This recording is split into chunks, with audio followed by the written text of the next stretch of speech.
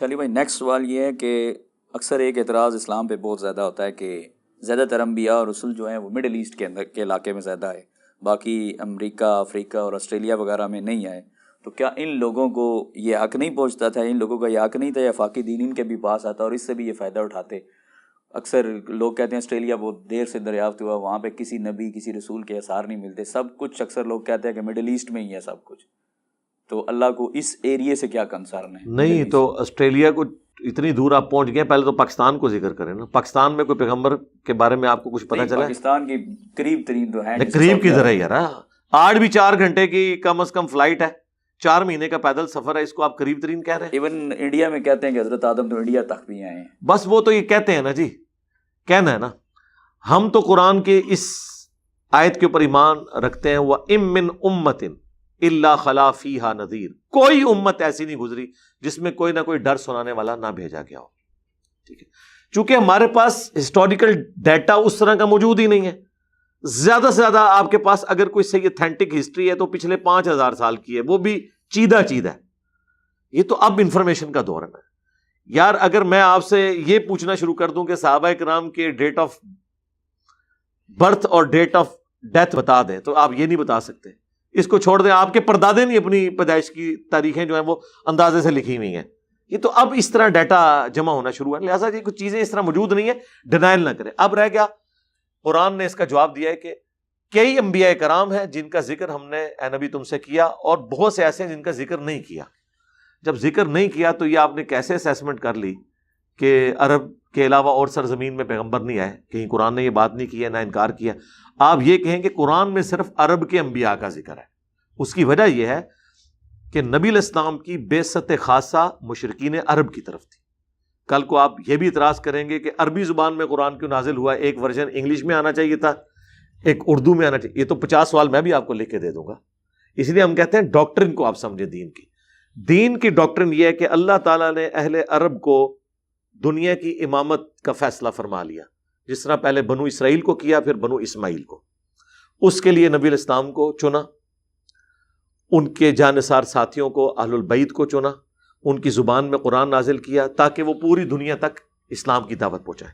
لہٰذا ان کے ساتھ پاکستان، آسٹریلیا یا امریکہ کی باتیں کرنے کا کوئی فائدہ ہی نہیں تھا.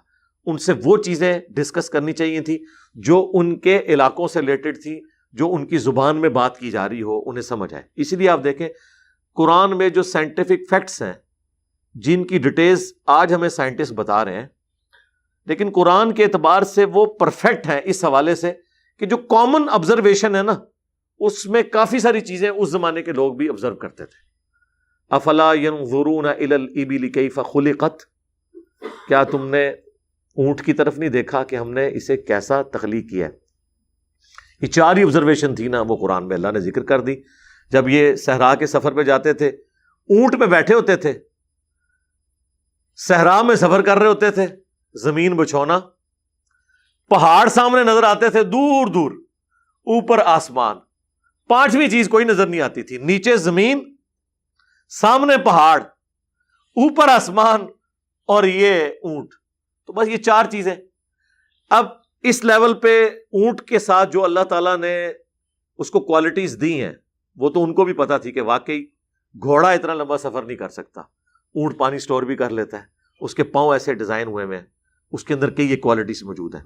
یہ تو اس زمانے کے لوگوں کو بھی پتا تھا. آج سائنس ہمیں مزید ایکسپلور کرتی ہے کہ اونٹ کے اندر کیا کچھ ہے، لیکن جو موٹا موٹا نالج تھا وہ اس زمانے کے لوگوں کو بھی پتا تھا کہ واقعی یار اونٹ ڈیزائن ہوا ہے. ان میں سے بھی کوئی ہاتھی لے کے ریگستان میں نہیں جاتا تھا، نہ کوئی گھوڑا لے کے جاتا تھا، اور اگر گھوڑے لے کے بھی جاتے تھے ساتھ اونٹ ہوتے تھے ان کے، کہ اگر کہیں ایسے علاقے میں جانا ہے جہاں آپ کو تیز سفر کی ضرورت ہے اور وہاں ریگستانی علاقہ نہیں ہے تو ساتھ گھوڑے بھی سفر کریں. لیکن ان کی پوری کی پوری جو زندگی تھی وہ ڈیپینڈنٹ ہوتی تھی اونٹ اور اس پہ جو لدا ہوا ساز و سامان ہے. تو اللہ تعالیٰ نے وہ کامن آبزرویشن کا ذکر کیا. آسمان کو دیکھو، بس وہ اس زمانے کا انسان جو آسمان کو دیکھتا ہوگا تعریف ہی کرتا ہوگا. اب وہ جو تفصیلات ہیں وہ تو آج ہمیں اسٹرانومی کی فیلڈ سے پتہ چل رہی ہیں. اس طریقے سے پہاڑ کو دیکھو کیسے ہم نے ان کو جما دیا ہے. اس زمانے میں بھی کہتے ہیں یار آج بھی آپ پہاڑ کو دیکھیں، عام آدمی بھی جب پہاڑ کو دیکھتا ہے سبحان اللہ کیا اٹھتا ہے کہ کیا اللہ تعالیٰ نے قریب سے جا کے دیکھیں تو اندازہ ہوتا ہے کیا چیز بنا دی ہے. باقی جو اس کی تفصیلات ہیں کہ وہ جتنا آپ کو نظر آ رہا ہوتا ہے اس سے کئی گنا اندر ہوتا ہے، اور یہ پہاڑ بنتے کیسے ہیں، یہ ساری تفصیلات وہ آج کے دور کے انسان کو پتہ ہے. تو میرے خیال ہے ہر چیز کے بارے میں تھوڑا بہت نالج اس زمانے میں بھی تھا، وہ اس زمانے کے لوگوں کے لیے کافی تھا. آج مزید تفصیلات ہیں. اس سے یہ نہیں ہو گیا کہ آج ہمیں انڈے سے چوزا بننے کے بارے میں اگر تفصیلات پتہ چلی ہیں تو یہ ہو گیا کہ مطلب انڈے سے اب چوزے کی بجائے کچھ اور نکلنا شروع ہو گیا، نکل رہی وہی چیز ہے، مزید پتہ چل گیا. تو یہ اس لیے عرب کے لوگ چونکہ بعثت خاصہ تھی، قرآن میں بھی ہے ام القرا کی طرف آپ کو بھیجا، بستیوں کی ماں مکہ، تاکہ آپ اس میں رہنے والے اور ارد گرد کے لوگوں کو ڈر سنائیں. پھر آہستہ آہستہ جب باہر نکلی یہ چیز تو چونکہ وہ اولین مخاطب تھے اس لیے ان کو امام بنایا گیا. یہ پاسبل نہیں تھا اور نہ یہ اللہ کی مشیت کا تقاضا تھا کہ اتنے ورژنز نازل کیے جاتے. قرآن عربی ورژن میں نازل کر دیا گیا. تو آج پوری دنیا اس سے مستفید ہو رہی ہے الحمدللہ. اس میں کون سے مسئلے والی بات ہے؟